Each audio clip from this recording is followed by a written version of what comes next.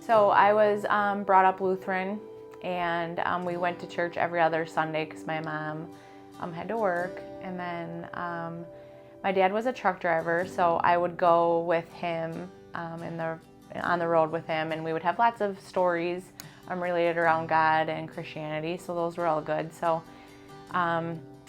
I had a child when I was 19, and when it was time for him to go to Sunday school, I kind of was like, this isn't the church and the environment I wanted for him. I just didn't get it very much out of it. It was more for me like a checkbox. So I wanted more for him. So my mom agreed to go church shopping with me, and we went to different places, and we landed at Community Church, and that was good. Shortly after that, I met Brian, and Brian started coming, with me there. Kind of did the online church and, thing a little bit, because then it was getting close to COVID, and then we heard about Centerpoint, and we've been there ever since. Awesome. So back up a little bit. Growing up, you went to church every other Sunday, you kind of said, like, would you say you were close to God during that time or not? I don't know that I understood that there was really like a relationship. For me, it really felt like these are the things we do. We get baptized as an infant, you get confirmed, you memorize this verse because someone told you, but I don't feel like the heart was connected to it. So being a Christian was kind of like going to church. Yep. To you. Mm-hmm. And that kind of like... And it stopped there, I felt like. Okay. Mm-hmm. Awesome. Mm-hmm. Brian comes into the picture, and that's this guy. So you come into the picture, you start attending church a little bit. Like, what was your background prior to that? Kind of like similar to Heather. I grew up going to a Lutheran church, and did like the, probably every other week thing, and I would go down in the basement for Sunday school, and so it's kind of like just learning what was in the Bible, Sure. and then memorizing Bible verses, and kind of like Heather, learned a lot about like what was in the Bible. Like I said, memorized a lot of Bible verses and hymns, but didn't, like, looking back on it now, I see like the difference between just, learning, memorizing Bible verses, learning what's in the Bible versus like having that relationship, and more so, or being a commitment versus just learning the content. Sure. Okay, so you guys meet. You're a single mom at the time. Mm-hmm. Yes. So that's all happening within the mix. Like, how was your relationship with God during that time? Growing, like. So I felt like I was learning more in church than I had. Okay. But I started having some relationships, but it was weird because I felt like I just felt very single mom-ish. But I knew I had to take my son to church because that's what my mom did for me, awesome. Yeah. So. Okay, so that happens. You and Brian are together dating. Mm-hmm. You get married. Yep. Mm-hmm. And what does faith look like then? Like, as you get married, because you have more kids, right? Mm-hmm. Yeah, I was chatting with him today. I said, I feel like when we did like even like our pre-marriage counseling or whatever, I said, I felt like that really put us like in the right direction. Okay. We had a really good pastor that married us and spent time with us, and he really talked to us about like, how our marriage is first. Yes, our kids have needs, but our marriage has to be number one. Sure. And kind of how we will separate, from our parents and become one. And have God in our marriage and all that. And I feel like we kind of like got lucky and just right from the get-go kind of started out on the right foot. Okay, so premarital counseling kind of like helped you start the dialogue together? Like, was that easy to talk about faith stuff together? Was it hard, or? I think it was pretty easy because we had somewhat the same upbringing. I know for like before I met Heather, I graduated from WLA, so it was, Lutheran up through high school. But then when I went to college, I didn't come home very often, and so it was like all through college, and then that I didn't go to church. Like, I still believed in God. I said my prayers.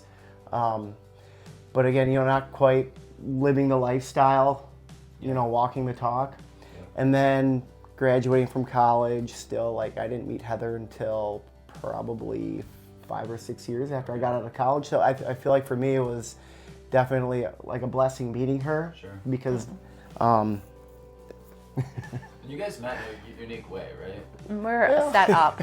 We were kind of, yeah, we were kind of set up. But for me, at that point, I knew that if I was going to get in a relationship with someone, they were going to be a Christian. Yeah. I already had a son. I wanted, yes, and I wanted a husband that was going to wanted to go to church with me, not somebody I had to force. Yeah. So, like, that was a very early discussion with us, because I was like, I'm not wasting my time, and so right away, I would say very early in our dating, you were coming to church with us. Why did you get to that point? Like, why? I mean, it's awesome, but like, why was that like, this is important? Well, I was previously married for a short time, and good guy, but just he, didn't feel the way about church that I did, but.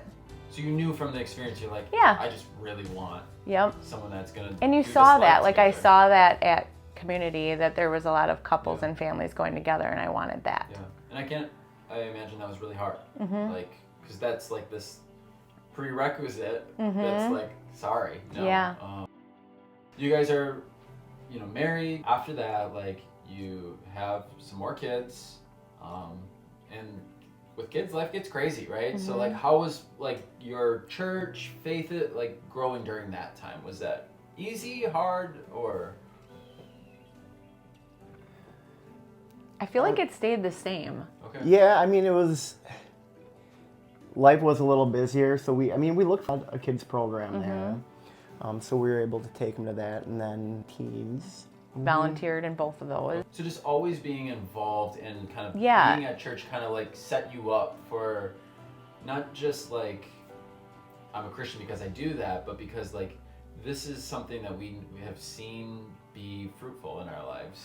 Yeah, I would say that, but I would say that there's definitely been times where, like, maybe we didn't go to church as often, right? Like, maybe we got caught up more in life and happening, or maybe we stayed up late with our friends that then we were like, oh gosh, we can't get up that early, But, like, I felt like, for whatever reason, that when the kids started back at school and Brian started back at school, we were like, okay, let's reset, So, I mean, I would say there was probably several Septembers that we were like, all right, let's reset. I would say in the last, like, year or so, like, I've seen kind of your faith grow quite a bit. So, like, why? What stirred that? You know, or like, what's the thing that's kind of like keeping you moving towards wanting more of God, so to speak?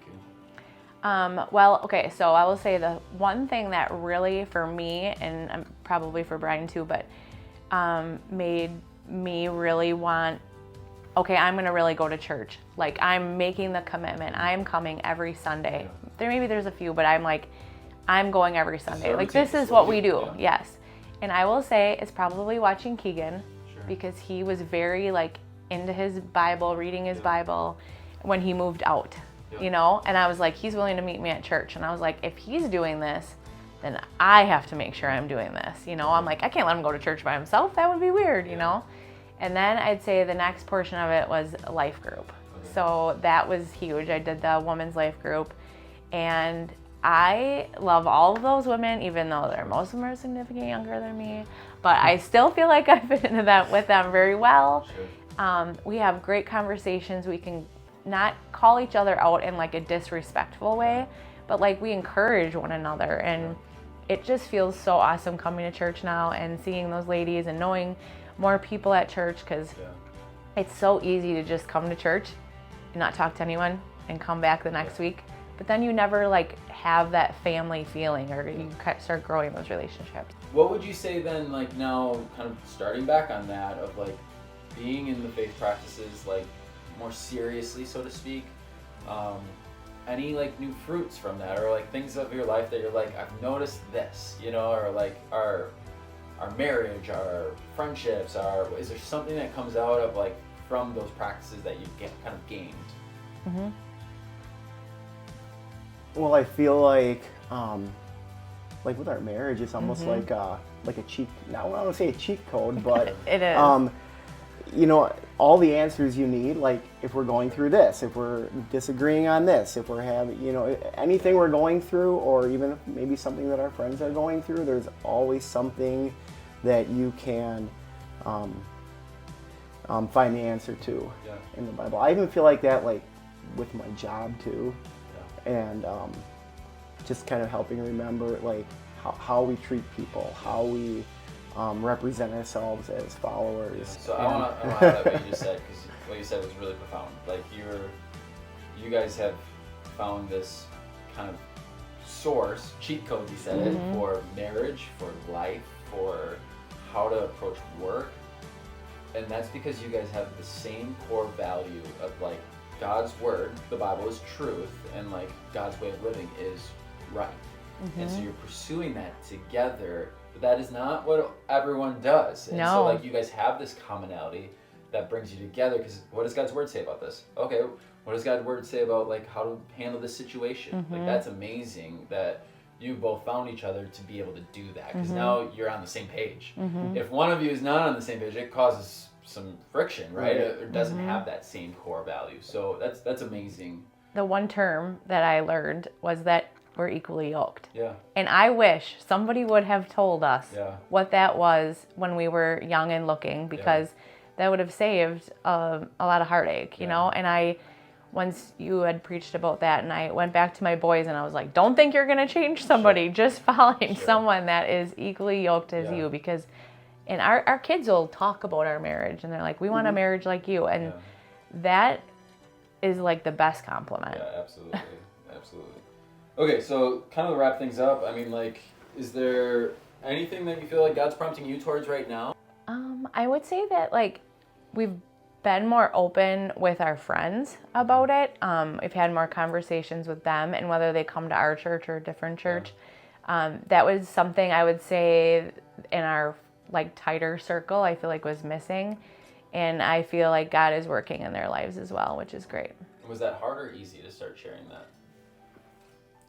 It felt pretty pretty natural. easy. Yeah, it was very like organic when we started the conversation. So there's kind of maybe an initial fear, but then like once you started doing it, it's like, we're just talking about it like life. Yeah, and they all knew that we went to church, and some of them were more surprised that we went to church. I don't know if that's a good thing or a bad thing, but you know, it was good, and it's been good for them, and it's been good for all of us. Well, thanks for sharing. Yeah.